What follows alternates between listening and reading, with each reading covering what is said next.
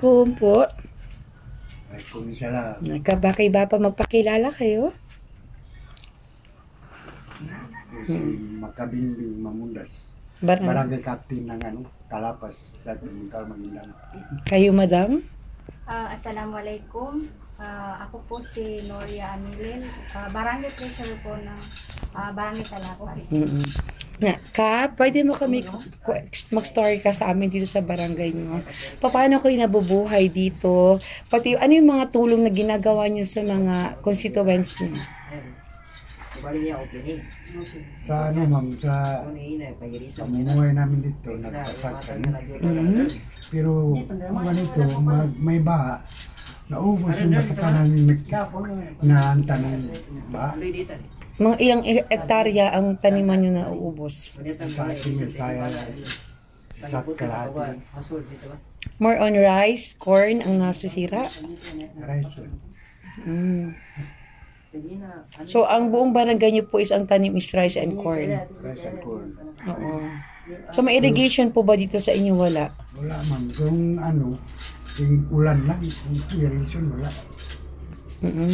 Kaya sa isang taon, isang bisis lang kami makaani. Okay. Pero kung mabigyan kayo ng irrigation, possible ba makatanim kayo ng twice a year pa? Ganun na. Ganun po ba? So, pwede mo kami kwentuhan nung last baha, ano po yung matulong na ginawa niyo sa barangay niyo? Wala ko masyado na itulong sa mga tao ko ma'am dahil mahirap din ako. Pero what I mean, yung mga nag-rescue kayo sa kanila? Pag-rescue sa pumunta ako doon sa area. Pero hindi rin ako masyado makakong dahil wala kaming bangkang masakyan. So, pero? Lakad-lakad lang ako doon dyan sa hindi malalim talaga na. Pero yung mga tauhan nyo tumulong? Tumulong sila. Lahat na mga kagawan. Lahat ng mga barangay officer tumulong sa akin.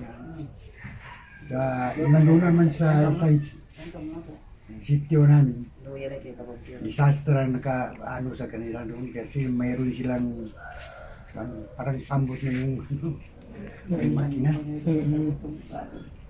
Sila na napunta ko nung para sila makarescue. Pero syempre nag-support ka rin sa kanila sa gasolina sa pagkain nila. Pagkain ng tao. Sa mga ilang araw kayo nagpakain sa mga tao? Mga tatlong bisis lang mami, kaya yung iba nandun sa malapit kay Mayor, siya na lang Kapit ba kayo? siya na lang tumulong sa kanila. Tumulong talaga si Mayor. I see.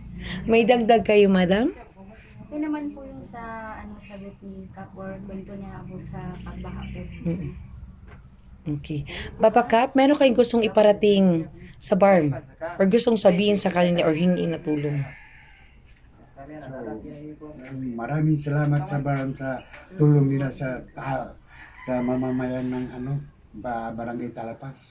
May gusto ko hingin tulong sa kanila? Sana matulungan pa rin. Ano yung gusto niyo ibigay sa inyo na tulong ng barm? Bigas man talaga ang kailangan ng mga tao dito. Bigas for now. Kasi nasira yung palayan niyo. So, Papa, kay President Bongbong Marcos, may gusto kayong sabihin? Iparating? Kahit na naman May gusto ko hingin na tulong kay Presidente? sana kung may matulong siya, di. Ano pa, maliban sa bigas, ano pang gusto nyong hingiin sa kanya na project dito sa inyo ilagay? Kasi ang mga tawan dito sa Barangay Talapas, mga bini ng palayang nila, gusto nila. Kasi mahirap na sila maghanap ng pira para ibili ng bini. Okay. So, yun ang hingiin yung tulong ngayon sa kanila. Sana kung may tumulong sa amin ng bini ng palay, mas maganda yung bukid. Maliban doon, ano pa po? Masyado na malamihin. Okay po.